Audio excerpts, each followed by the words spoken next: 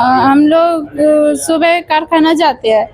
कारखाना जाके सुबह खाना खाया हम तीनों ने, मेरे पति ने, हमने, उसने खाना खाया साथ में और हम चले गए 8:30 बजे कारखाना। काम करके 12:30 बजे हम लोग खाना खाने आते हैं। खाना खाने तो हमारे साथ में उसने खाना खाया है। थोड़ा उसका मन किया कुछ खाने के लिए, तो मैंने सोचा तू बना ले और खा ले। तो उसने बनाया, जो भी खाया होगा। और उसके बाद थोड़ा टाइम नीचे आई लड़की को लेके, फिर चली गई वापस में। उसके बाद लड़की सो गई मेरी, तो बोली दीदी मोबाइल दे दो हमको।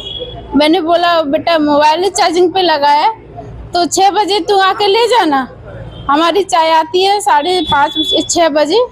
तो हम जब ऊपर गए थे तो वो तो लटकी पड़ी थी जी। कोई अंदर कोई कारण था क्या?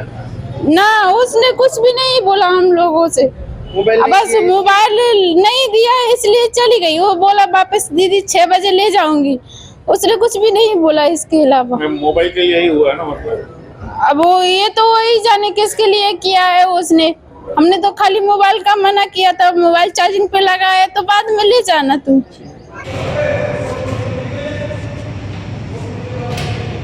જામનગર જિલ્લાના પંચબી પોલીસ સ્ટેશન વિસ્તારમાં ગઈકાલ રોજ 11 વર્ષની દીકરીએ સુસાઇડ કર્યાની ઘટના સામે આવેલી, જેમાં જાહેર કરનાર મરણ જનાર દીકરી છે એની મોટી બહેન કાજલબેન વિનોદભાઈ જાદવે જાહેરાત આપેલી છે.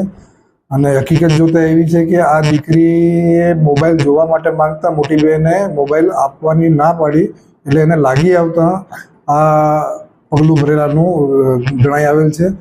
એટલે આજના સમયની અંદર સમાજ માટે આ એક ચેતવંતો કિસ્સો કહેવાય કે જેની અંદર બાળકો એક નાની નાની બાબતોની અંદર પણ આવી મોટા પગલાં ભરી લે છે. એટલે તાજેતરના આ કિસ્સાને ધ્યાનમાં રાખીને વાલીઓએ ખાસ ધ્યાન રાખવા જેવી બાબત છે.